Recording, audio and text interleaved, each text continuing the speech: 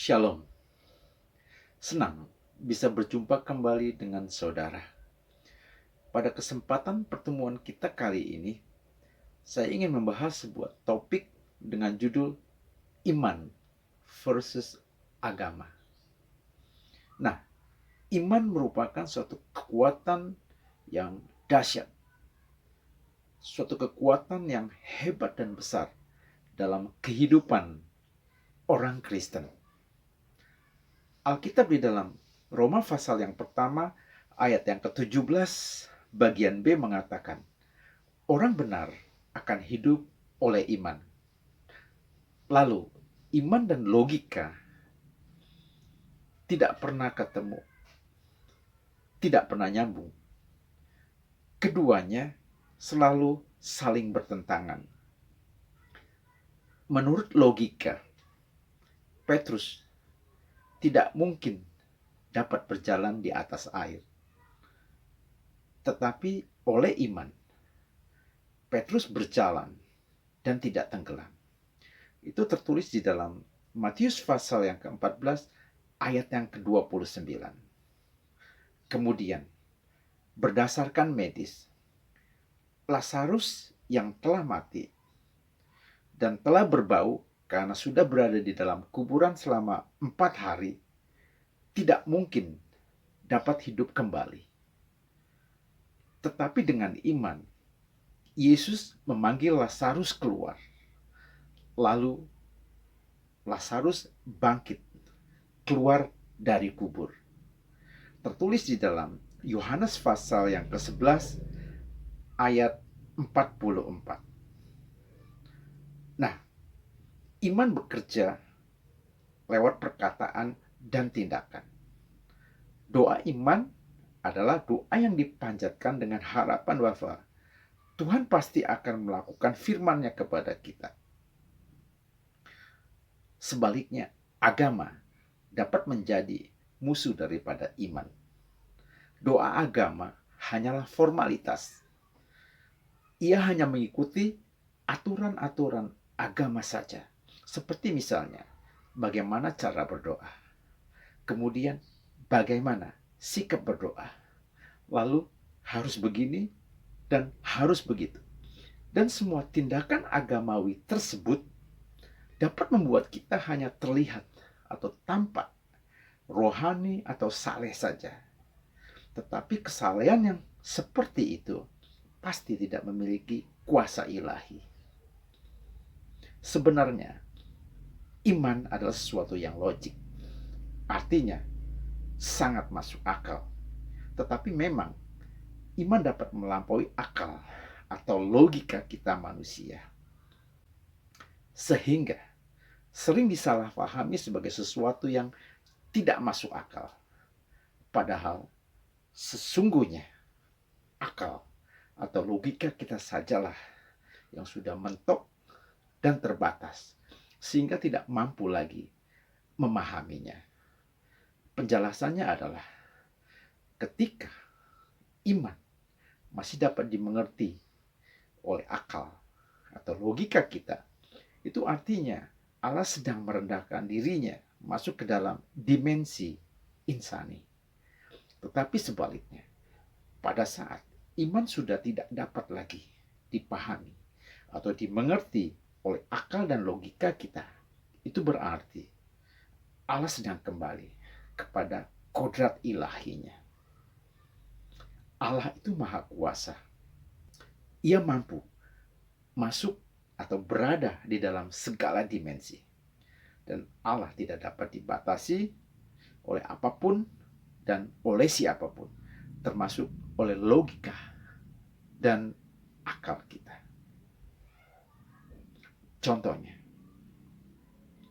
Matius pasal yang ke-18, ayat yang ke-21 dan ke-22 mengatakan, standar orang Kristen di dalam mengampuni adalah 7 kali. Cukup tinggi dan masih dapat diterima oleh akal atau logika kita. Sedangkan standar dunia lebih rendah, hanya 3 kali. Tetapi standar Allah itu tertinggi dan sempurna. yaitu 70 kali 7 kali, sama dengan 490 kali. Dengan kata lain, tidak terbatas. Dan ini telah melampaui akal atau logika kita manusia. Akan tetapi, oleh karena Alkitab mengatakan bahwa firman Tuhan itu adalah iya dan amin, oleh sebab itu kita orang percaya memiliki iman bahwa kita pasti mampu memenuhi standar yang tertinggi Allah tersebut dengan anugerah, kekuatan, dan kemampuan daripada Roh Kudus yang ada di dalam diri kita. Kemudian, dalam kepercayaan Kristen berdasarkan Alkitab, iman itu hanya ditujukan kepada sesuatu yang ilahi, tidak kepada yang lain. Seperti misalnya kepada matahari, kepada nabi, kepada rasul, kepada orang-orang yang dianggap suci, atau kepada malaikat. Tidak.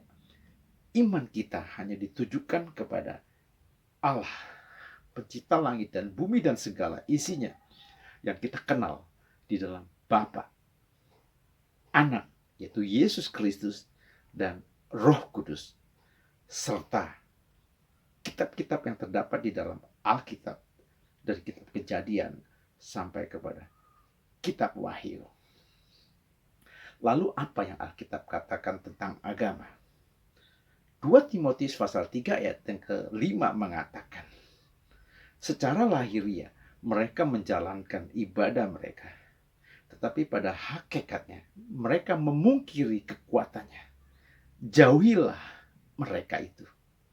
Jadi agama memang bagus, tetapi agama tidak memiliki kekuatan atau kuasa, terutama kuasa untuk mengubahkan hidup seseorang. Itulah agama. Berbeda dengan iman. Doa yang berkenan kepada Allah adalah doa yang dipanjatkan dengan iman. Itulah sebabnya kita harus menjalankan kehidupan beriman.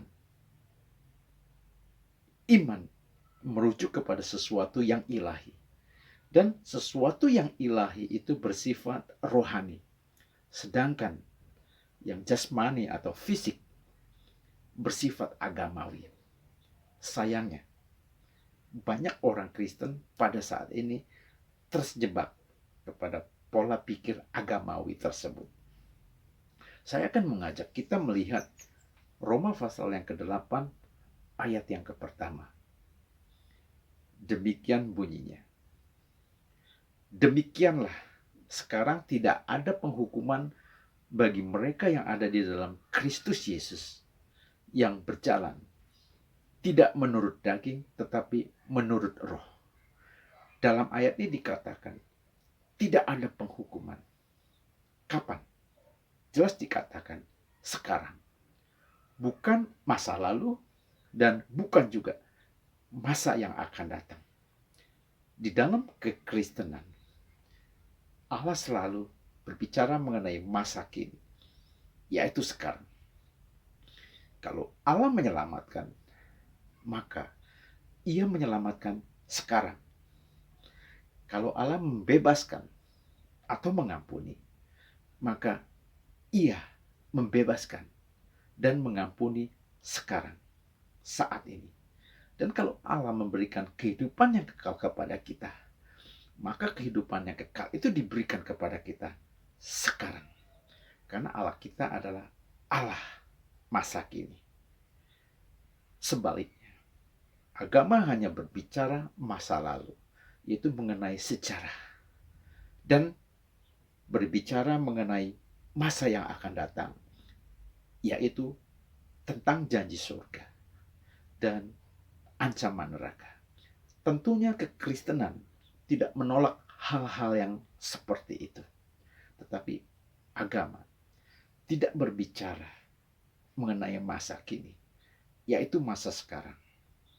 Itulah sebabnya di dalam agama ada istilah atau kosakata Allah telah titik-titik atau Allah akan titik-titik.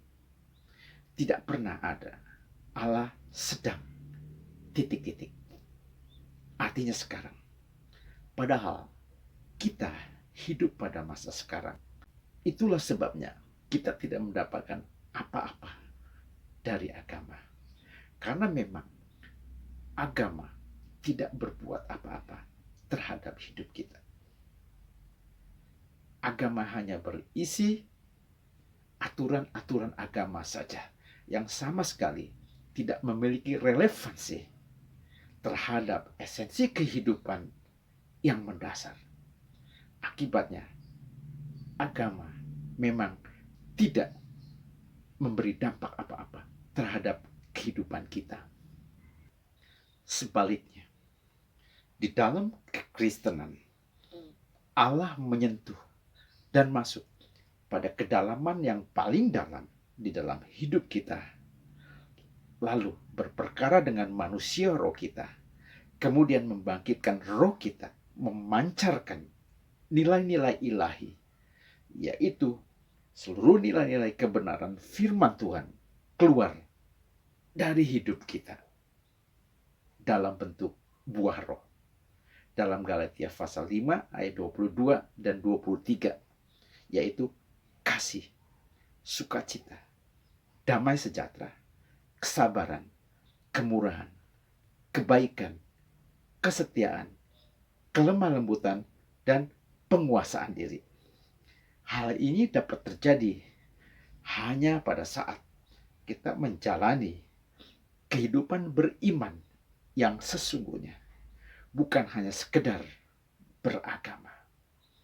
Kesimpulannya, beriman yaitu mengakses langsung kepada sang pribadi ilahi dan hidup dalam ketaatan yang total kepada seluruh kebenaran firman-Nya tanpa dipengaruhi oleh aturan apapun yang dibuat oleh manusia sebagai realisasi ibadah kita yang sejati.